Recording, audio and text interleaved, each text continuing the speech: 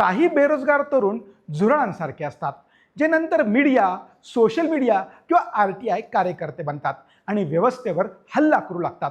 Supreme कोर्टाचे सरन्यायाधीश सूर्यकांत यांच्या एका कथित विधानाने इंटरनेटवर असा काही राडा केला की संतापलेल्या तरुणांनी थेट डिजिटल बंड पुकारलं आणि सोशल मीडियावर रातोरात एक नवीन पक्ष उभा राहिला. नाव काय? कॉकरोच जनता पार्टी.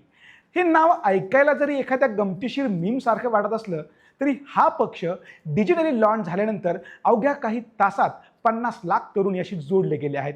विशेष म्हणजे या पक्षाने त्यांचा जाहीरनामाही प्रकाशित केलाय, जो वाचून मोठे मोठे नेतेही चक्रावले आहेत.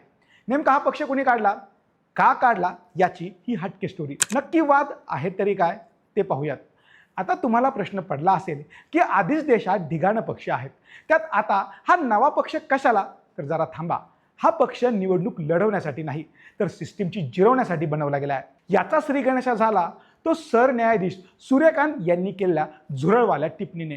सरन्यायाधीशांची ही टीका सोशल मीडियावर अक्षरशः बनव्यासारखी पसरली आणि तरुणांचा राग अनावर झाला. वाद वाढल्यानंतर सरन्यायाधीशांनी यावर स्पष्टीकरणही दिलं की माझी ती टिप्पणी बनावट पदव्यांच्या जोरावर कायदा आणि मीडियासारख्या क्षेत्रात बेकायदेशीरपणे घुसणाऱ्यांसाठी होती, देशातल्या प्रामाणिक बेरोजगार तरुणांसाठी नाही. पण म्हणतात ना, कमानीतनं सुटलेला तीर आणि तोंडातून गेलेला शब्द परत येत नाही. याच मुद्द्याचा धागा पकडत एका मराठी तरुणाने या संतापाचे रूपांतर एका अनोख्या आंदोलनात केलंय. आता या कॉकरोच जनता पार्टीचा जनक आहे तरी कोण? या उपरोधित पक्षाची स्थापना अभिजित दिपके या मराठी तरुणाने केली आहे. 16 मे रोजी त्यांनी X वरून या पक्षाची घोषणा केली. अभिजित यांनी पुण्यातून पत्रकारितेची पदवी घेतली आणि त्यानंतर अभिजित सध्या अमेरिकेतील नामांकित बॉस्टन युनिव्हर्सिटीमधून पब्लिक रिलेशन या विषयात मास्टर करत असल्याचं टाइम्स ऑफ इंडियाने त्यांच्या वृत्तात म्हटलंय. 2020 ते 2023 या काळात अभिजितने आम आदमी पार्टीच्या सोशल मीडिया टीममध्ये देखील काम केले, त्यामुळे सोशल मीडियाचा पल्स त्यांना चांगला ठाऊक आहे. भारतासारख्या लोकशाहीत जिथे सुप्रीम कोर्टाला संविधानाचा रक्षक मानलं जातं, तिथे तरुणांचा असा अपमान करणे स्वीकारार्ह नाहीये. जर सिस्टीमपर्यंत आवाज पोहोचवण्यासाठी आम्हाला झुरळ व्हावं लागत असेल तर आम्हाला या ओळखीचा अभिमान आहे, असं अभिजित यांचं म्हणणं आहे. कॉकरोच जनता पार्टीचा सदस्य व्हायचं तर अटी समजून घ्या. आता अल्पावधीत लोकप्रिय झालेल्या या पक्षाचा सदस्य होण्यासाठी अनेक तरुण इच्छुक आहेत, पण पक्षात सामील होण्यासाठी काही विशेष पात्रता असणं गरजेचं आहे.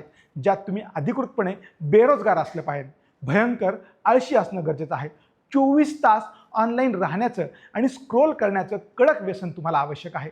त्याशिवाय प्रोफेशनल पद्धतीने सिस्टीमवर आपला राग काढण्याची धमक तुमच्यात असली पाहिजे.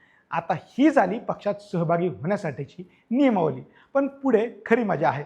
या पक्षाने त्यांचा इतर राजकीय पक्षांसारखा जाहीरनामाही प्रकाशित केला आहे, जो सध्या देशभर चर्चेचा विषय ठरतोय.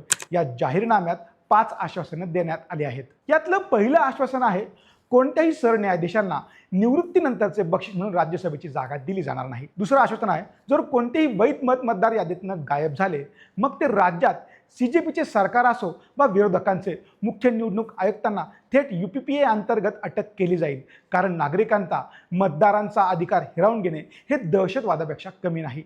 तिसरं आश्वासन, संसदेत आणि कॅबिनेटमध्ये महिलांना 33% नाही तर थेट 50% आरक्षण मिळेल, तेही खासदारांची संख्या न वाढवता. याशिवाय मंत्रिमंडळातील 50% पदेही महिलांसाठी राखीव असतील. चौथं आश्वासन आहे, खऱ्या अर्थानं स्वतंत्र मीडियासाठी मार्ग मोकळा करण्यासाठी अंबानी आणि अदानी यांच्या मालकीच्या सर्व मीडिया हाऊसेसचे परवाने रद्द केले जातील. तसेच गोदी मीडियाच्या अँकर्सचा बँक खात्याची देखील चौकशी केली जाईल. पाचवं आश्वासन आहे, जो कोणी आमदार किंवा खासदाराने एका पक्षातून दुसऱ्या पक्षात पक्षांतर केले तर त्याला निवडणूक लढवण्यावर आणि पुढील 20 वर्षापर्यंत कोणतेही सरकारी किंवा सार्वजनिक पद भूषणावर बंदी घातली जाईल. थोडक्यात काय तर ही कॉकरोच जनता पार्टी म्हणजे केवळ एक इंटरनेट मीम किंवा विनोद नाही.